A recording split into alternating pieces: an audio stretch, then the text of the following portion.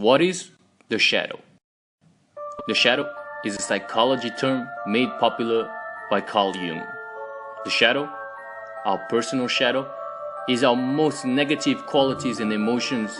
Things like greed, hatred, envy, jealousy are all part of the package. Some of us are more prone to negative qualities than others. That's a fact of life. However, none can claim to be shadowless. Because we're the same person.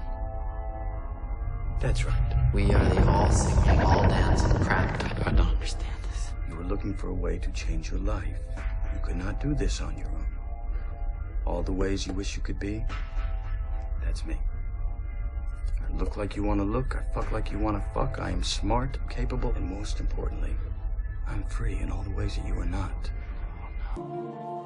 How does the shadow manifest itself in one's life?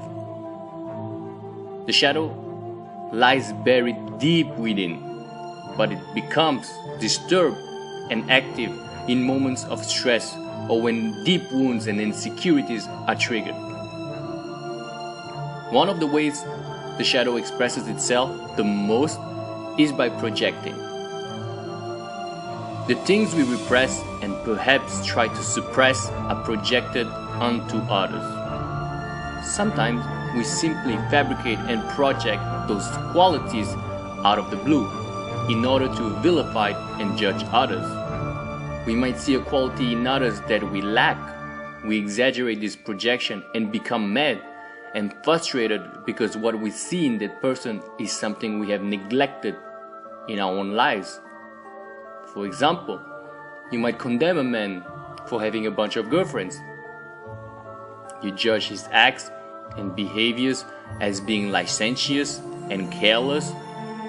You are being self-righteous and undermining his behaviors because you think yourself as more of a wholesome person for not indulging in this kind of behavior. The fact of the matter is that you might be repressing the same desire to have a similar lifestyle as that particular man. Maybe you wish you were more assertive with women. Maybe in the deeper corners of your psyche you wish you had a harem. Why you need to integrate your shadow? Robert Greene wrote in one of his books, by integrating the dark side into your personality, you will be a more complete human and will radiate an authenticity that will draw people to you. By integrating your shadow, you will be closer to being whole. You'll be able to reach higher levels of maturity, wisdom, and spirituality. Your relationships with people will improve tremendously, for you have learned to see projection and learn how to be more understanding and tolerant with yourself and others. Your physical and mental health will also improve, for you have a better harmony of body and mind. You'll be more grounded. You will express instead of repress, which brings me to my other point. The more you can integrate your shadow, the more creative energy you can channel and master. One great example of someone who has succeeded in integrating his shadow is the fictional character Batman. What you really fear is inside yourself. You fear your own power. You fear your anger, the drive to do great or terrible things. Now, you must journey inwards. Failure to integrate your shadow can and will most likely lead to your own demise. The shadow is autonomous. By repressing, you are allowing it to act on its own impulses during the worst possible times and leading you to consequences that might be hard to overturn.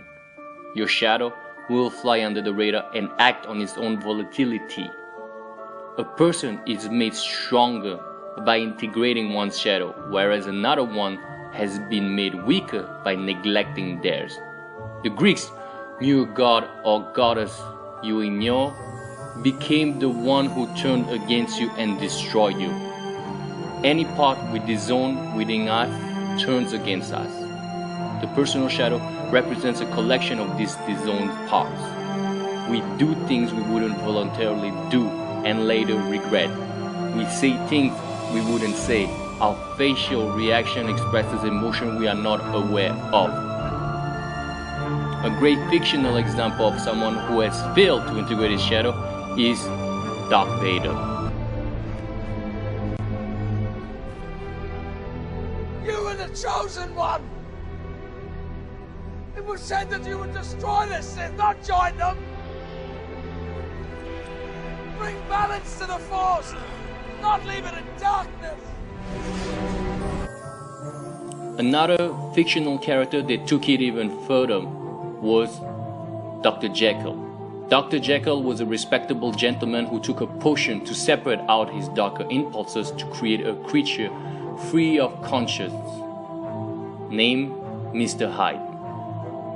Dr. Jekyll could not control the actions of his darker half, leading him to commit unscrupulous acts, including murder.